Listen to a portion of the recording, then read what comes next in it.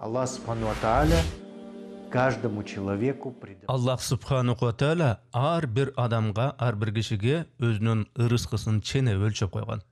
Мына бүгүнкү күндө биз көрүп атабыз, өзүбүздүн жарандарыбыздын, биздин балдарыбыздын, уул кыздарыбыздын, бир туугандарыбыздын алыс чет жактарга, чет өлкөлөргө жумуш издеп, турмушун жакшыртуу максатында, жолго салуу максатында кетип жатканын көрүп атабыз. Также к нам сюда, в Кыргызстан, приезжает. Ошол эле учурда башка өлкөлөрдөн дагы, чет жактардан, чет мамлекеттерден дагы Кыргызстанга жумуш издеп келгендер бар.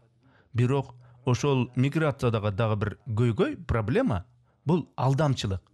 Айрым шылуундар өздөрүн жумуш беребиз деп бирөөлөрдү алдап туруп, башка бөлөк өзүнүн эле жердештерин кулчулукка айландырып жатышат.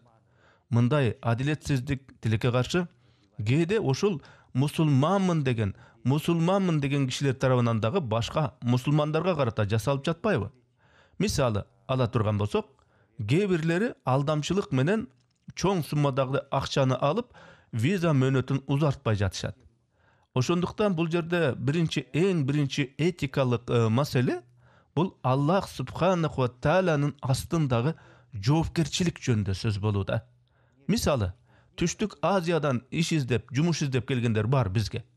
Көбүнчө алардын айрымдары мөөнөтү өтүп кеткен визалар менен жүрүшөт, же өтө бир кыйналган оор шарттарда жашап жатышат. Алар аз эле айлык алышат.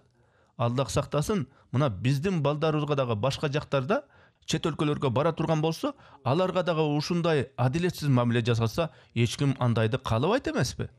Ошондуктан ар бир мамлекет эмгек миграциясын жөнгө салуу үчүн белгилүү бир чектөөлөрдү киргизет.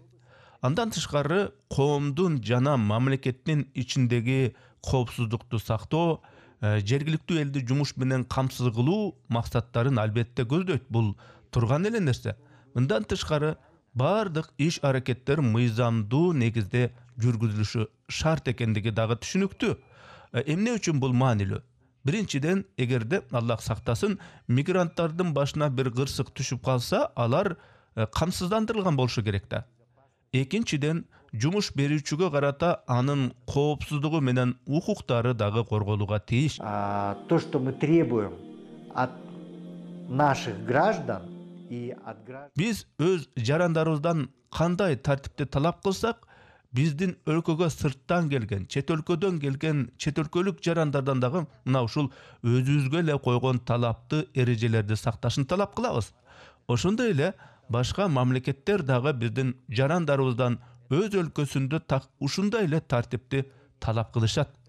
Бул деген ошол адам жашап жаткан коомдун моралдык жана этикалык баалуулуктарына баш ийүү дегенди түшүндүрөт.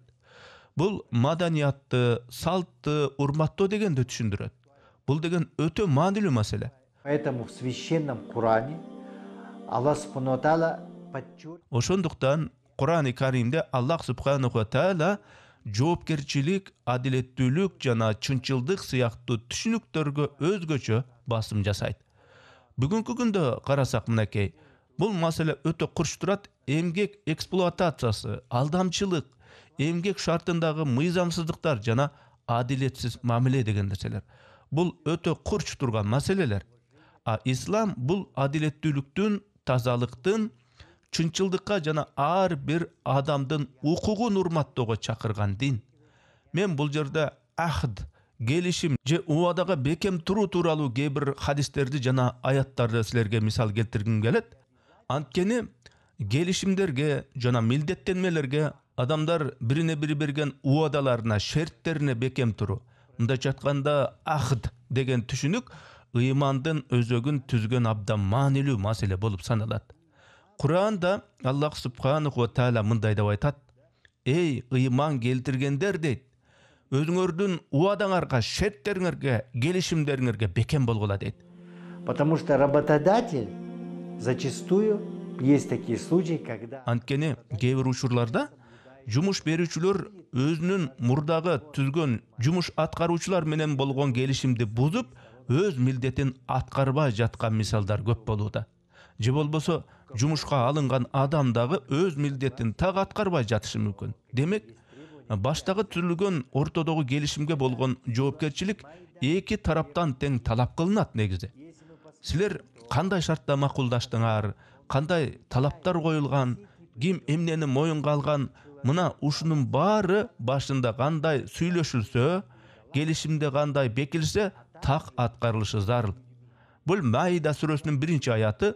Бул аятта Аллах менен пенденин, инсандын ортосундагы бардык келишимдер камтылган. Мисалы, Аллахтын астында ант берген болсок, аны аткарууга милдеттүүбүз. Ошондой эле адамдар ортосунда дагы иш боюнча, жумуш боюнча келишимдер, же болбосо ижара келишимдери, бул бардыгына таандык маселе.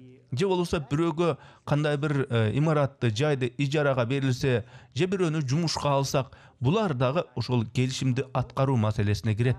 Ошондой эле мамлекет менен коомчулук ортосундагы же мамлекеттер аралык келишимдер, эл аралык мамилелер дагы жогоруда айтып өткөн аятка кирип кетет. Бул аятка ылайык жумуш берүүчү өзүнүн иш менен камсыз кылуу шарттарын толук аткарууга милдеттүү. Ал эми жумушчу болсо, келишимде көрсөтүлгөн шарттарга ылайык өзүнө тагылган милдетти жумушту таза, ишенимдүү жана өтө бир мээнетчилдик, тырышчактык менен иштөөгө тийиш. Эгерде кимдир бирөө алдын ала акчаны алып, визаны узартпай койсо же акыны толук бербей койсо, бул аяттагы ушул принципти бузгандык болуп ачык күнөө катары эсептелип калат. Ошондуктан келишимдерди так аткарууга өзгөчө көңүл буруу керек. Также в Коране, в сура Аль-Исра, Ошондой эле Куранда Исра сүрөсүнүн 34-аятында Аллах говорит: "Уфу бил ахди, инналь ахда кана мас'уля", да? То есть что это означает? арабча аяттын кыргызча маанисин айта турган болсок, келишимдерге бекем болгула, анткени келишим үчүн кыямат күнү сурак болот дейт. Экинчи маселени айта кетсек, бул адилетсиз эксплуатацияга тыюу салынат. Бүгүнкү тил менен айта турган болсок, бул эмгек кулчулугу. Бир адам экинчисин алдап, анын эмгегин, мээнетин кыянат пайдалануу дегендик. Бул тууралуу Аллах субханаху ва тааля Куранда эмне дейт? Ал айтат, анын арабча айтылган аяттын кыргызчасына которо турган болсок, мааниси мындай: куруп калсын, өлчөмдөн алдап, таразадан алдап, башкалардан өзүнө келгенде толук өлчөп алып, а башкаларга бергенде кыскартып, кемитип бергендер куруп калсын дейт мааниси. Где Аллах Субхану ва Тааля в аяте говорит: горе обвешивающим, которые, когда получают от других, берут сполна, а когда дают, наоборот, уменьшают. Кимде ким жумушчуга аз акча берип же убадалаган башында сүйлөшүлгөн айлыгын кечиктирсе, бул аяттагы коркутуу, бул аяттын балеси ошолорго таандык болуп атат. Худ сүрөсүнүн 85-аятында Аллах субханаху ва тааля мындай дейт: адамдардын акысын, алардын мээнетине алынчу акчасын, наркын кемитпегиле дейт. Демек, бирөөнүн эмгегин арзандатып, ага татыксыз турда акча төлөөгө болбойт.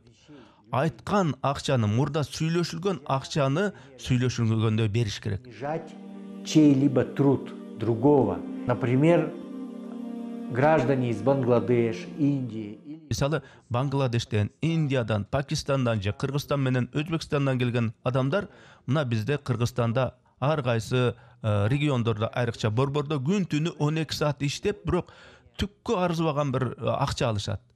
Бул деген жанагы аятта айтылып аткан нерсенин, эреженин өзүнүн мээнетине жараша акча бергиле дегендин тикелей бузулуусу да. Бул жерде мусулман кишинин башка өлкөдөгү жүрүм турумуна, тазалыгына жана этикалык образына өзгөчө көңүл буруу зарыл. Башка өлкөдөн келген адамдардын катаачылыктарын көргөндө, ошол кемчилик бүтүндөй алардын элине жана алардын мамлекетине жаманаттылык алып келет.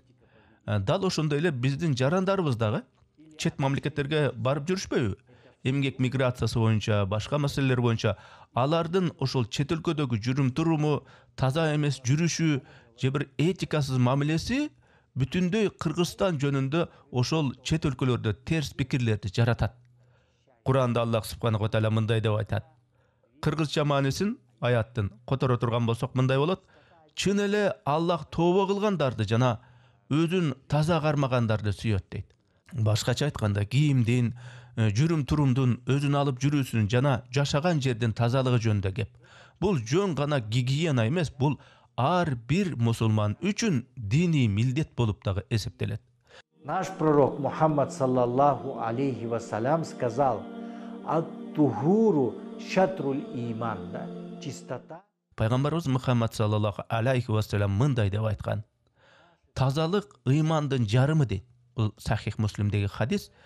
Эгер биздин мигранттарыбыз, биздин ушул чет өлкөлөргө барып жаткан биздин адамдарыбыз, жарандарыбыз башка өлкөлөрдө же башка өлкөдөн бизге келгендер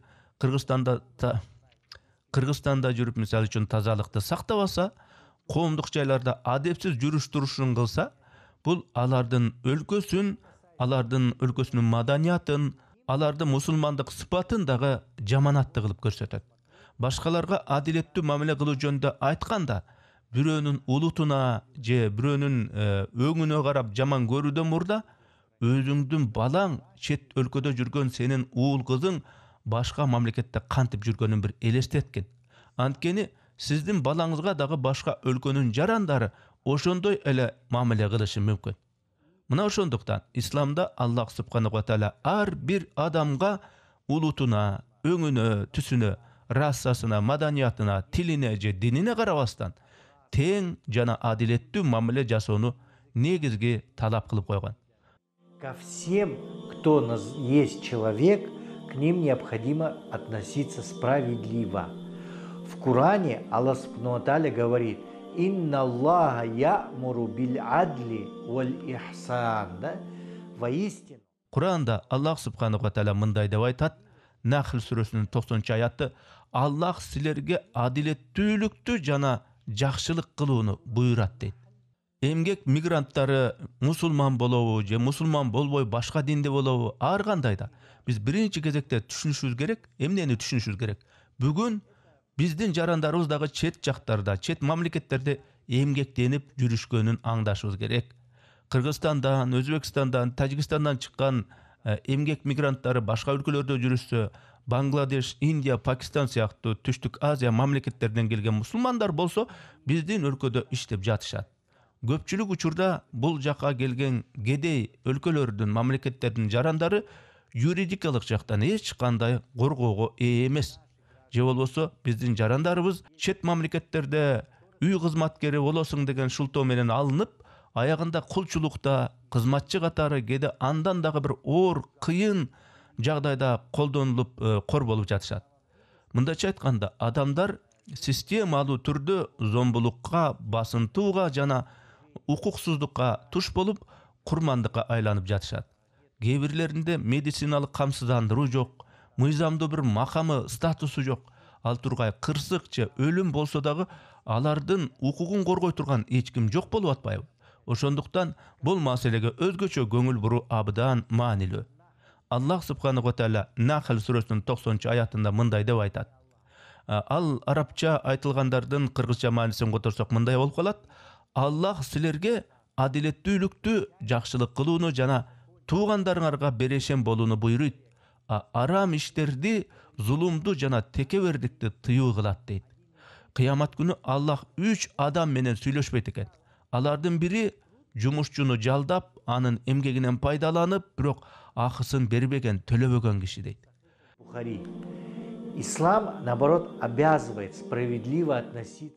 Ислам тескерисинче жумушка алынган адамга адилеттүү мамиле кылууну жана келишимди, мурда жумуш боюнча сүйлөшүлгөн нерсени так аткарууну милдеттендирет. Биздин өлкөдө убактылуу жашап жаткан чет элдик конокторду же болбосо башка өлкөдө жүргөн кыргыз жарандарыбызды коргоо, бул деген исламдын принцибинде, талабында жатат. Ислам эмгекти, адам укуктарын же денени, мүлктү кыянат пайдалануунун бардык түрлөрүн тыюу кылат. Ошондуктан мамлекет миграцияны жөнгө салып туруу милдетин аркалашы керек. Бул ксенофобия эмес, бул мигранттардын өздөрүн коргоо. Кээ бирлер ката түшүнүп алып, биздин өлкөдө кабыл алынган миграциялык мыйзамдар дискриминация, кодулоо деп ойлошу мүмкүн. Бирок чын-чынына келгенде бул мыйзамдар фильтр, бул жөнгө салуу жана лицензиялоо бул тескерисинче мигрантты кулчулукка түшүүдөн коргоо болуп эсептелет. Анткени ишенип койгула, канча деген кыргыз жарандары чет өлкөлөрдө эмгек кулчулугуна туш болуп жатышат. Ошондой эле башка өлкөлөрдөн келген адамдар да биздин өлкөдө кулчулукка түшкөн мисалдар бар. Демек, мамлекет коопсуздуктун жана укуктук коргоонун кепилдигин түзүп бериши керек. Өз жарандары үчүн дагы, биздин аймакта, региондо жашап жаткан чет өлкөлүктөр үчүн дагы. Граждан и даже тех, кто находится на нашей территории.